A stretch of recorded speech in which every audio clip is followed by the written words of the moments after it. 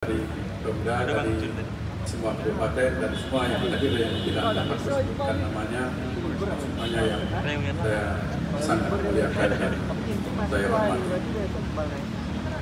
Pertama, izinkanlah saya menyampaikan testimoni ini agak panjang ya, testimoni panjang. Pertama, saya menjadi anggota negara Islam Indonesia, sebenarnya agak trauma menyebutnya ya, agak trauma. Itu pada tahun 1995 sampai 1998. Jadi waktu masih mahasiswa dan pas tamat menjadi sarjana. Di dalam jemaah itu, di dalam jemaah NI banyak pengalaman yang dalam proses itu pertamanya bagus, semuanya seolah-olah apa yang mereka sampaikan itu adalah benar. Dan seolah-olah apa yang ada di NKRI ini adalah salah dan kafir. Itu awal-awal kita di doktrin, kemudian tahun ketiga saya mulai menemukan sesuatu yang janggal, yaitu kita boleh mengambil apa saja yang ada yang bukan dari kelompok kita. Misalnya kalau kita dinas di tempat lain, barang-barang itu halal, pakai sebagai harta rampasan kita. Itu sudah mulai bertentangan. Kemudian kita tidak wajib mentaati orang tua kita karena mereka belum beriman kepada Allah. Kita boleh membohongi mereka.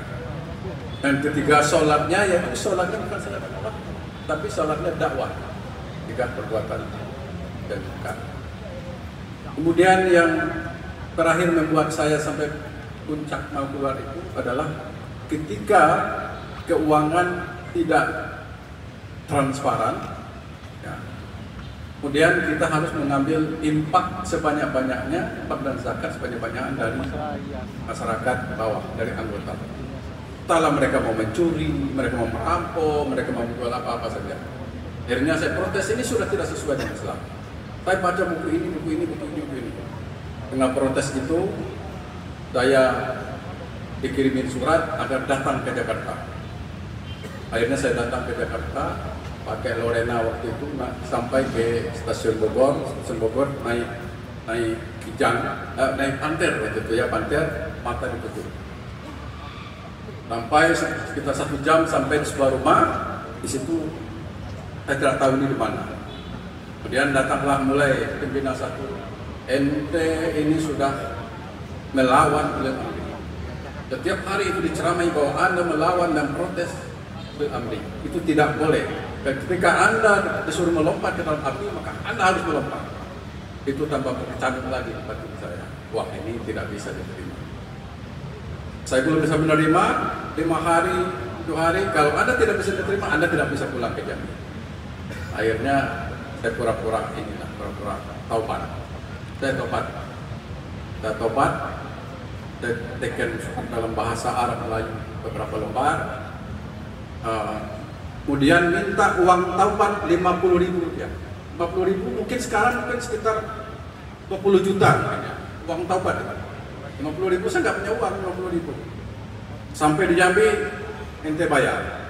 Baik, akhirnya saya berhasil pulang. Dari situlah saya kirim surat ke Mudabir Jambi bahwa saya menyatakan keluar dari negara Islam Indonesia. Rupanya datang surat balasan bahwa saudara Al-Hawlani, Anda akan dikisos dimanapun Anda berada sesuai dengan tim Al-Bojo yang akan kami kirim. Saya balas lagi, boleh silakan datang. Saya sudah menyiapkan parang juga. Siapa yang duluan saya kena kisos atau Anda yang kena kisos? Itu sekarang. Setelah itu, setelah saya keluar, kami berkumpul.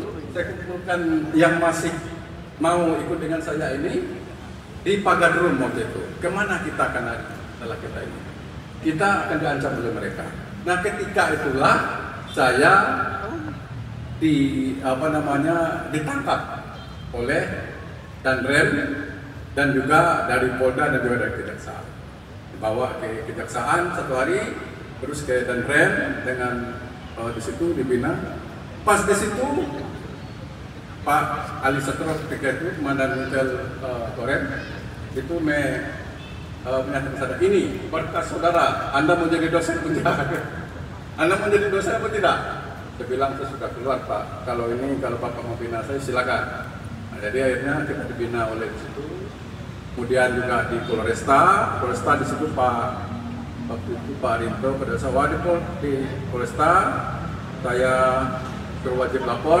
Enaknya wajib lapor itu setiap jam makan siang saya dapat makan siang. Itu enaknya. Kemudian apalagi Pak Regar itu pas saya mau pulang itu rajin kasih saya uang 500.000 rupiah. Zaman itu 1.000 rupiah sudah banyak. Jadi karena banyak dapat, karena setiap hari datang dapat makan, dapat uang 500 rupiah. Setiap hari saya datang ke situ, akhirnya Pak Regar sendiri sudah bosan dengan saya tak ada duit hari ini. Nah, itu. Nah, kemudian banyak perjalanan setelah itu, saya juga menjadi informan sebenarnya dari Korem untuk memanggil mereka dan banyak juga yang ada di belakang. Kemudian kita datangi rumahnya, ada yang melawan bawa parang. Tapi kata dari anggota, gimana Pak? Saya kira mungkin ditangkap aja. Tapi anggota ini rupanya pendekatannya berbeda. Kita tidak diperintahkan tangkap, kita diperintahkan mengajak. Ternyata tidak boleh. Itu bukan dari atas. Kita juga oke, baik. Setelah itu panjang perjalanan, saya sudah keluar dan saya juga memantau pergerakan mereka ini. Masih ada yang datang ke rumah saya.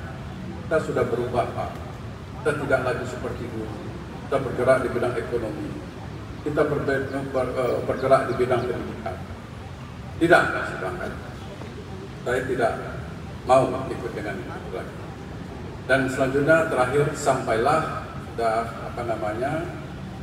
sekian lama, dan terakhir kemarin saya dipanggil dari Rektorat berdiskusi. Pokoknya diskusi itu ada tim Densus yang sekelas Tiai juga kayaknya. Tim Densus nambah sekelas Tiai, agamanya tinggi, ini yang tinggi, jadi kalau sudah kelas Tiai yang datang, saya nggak bisa ngomong apa-apa gitu kan. Jadi datang dan membicarakan tentang itu dengan diskusi panjang lebar, meminta kesediaan saya untuk menandatangani pernyataan. Saya langsung saya sedia. Bahkan sebenarnya saya menunggu agar orang-orang ini dapat dikumpulkan agar bertemu. Kalau tidak, saya tidak tahu yang belakang-belakang ini sudah keluar. Temu, dia ini sudah keluar belum ya? Takut kita. Jadi seperti sekarang sudah tahu ini sudah keluar. Jadi kalau sudah akrab. Jadi saya sangat berterima kasih dengan tim Densus yang datang. Saya sampaikan juga sama Pak Rektor bahwa saya bersedia untuk cabut baiat pada hari ini. Kenapa? Karena itu juga menguntungkan untuk saya. Saya takut nama saya juga masih dipakai di grup itu. Yang Profesor Radianto itu orang kita itu. Nah, itu jadi makanya saya datang ke sini siap bergerak, sudah dilaksanakan, dan biar orang tahu bahwa saya ini sudah tidak lagi. Jadi sekali lagi saya ucapkan kepada Densus. Tapi pesan saya kepada Polda, juga semuanya, pemerintah, Pak Gubernur dan semuanya, ketua tim Densus, berharap tidak hanya saat ini dan harus melakukan berkelanjutan. Kenapa? Di pas hangat-hangatnya misalnya ini, kita sibuk semua mencari. Pas lagi isu lain muncul, mereka tumbuh lagi. Jadi ini jangan sampai dibiarkan tumbuh lagi. Itu yang terjadi pada tahun 1998. Maret waktu itu kan masih kita mencari anggota-anggota ini, tapi pas masuk Mei itu sudah reformasi, ya, masuk reformasi. Akhirnya isu ini itu waktu itu hilang. Saya kebingungan juga, ini kemana ini, bagaimana tindak lanjutnya. Jadi teman-teman tadi juga berterima kasih, ya. Apalagi hari ini dapat ya dan baju baru, gitu kan. Dapat lagi sembako bukan gratis. Ada sebenarnya tadi ada juga amplop katanya. Ada yang nyebut kalau begini bisa setiap hari nggak apa-apa katanya kan. Jadi nanti menurut Pak Gubernur dan Pak Polda ya.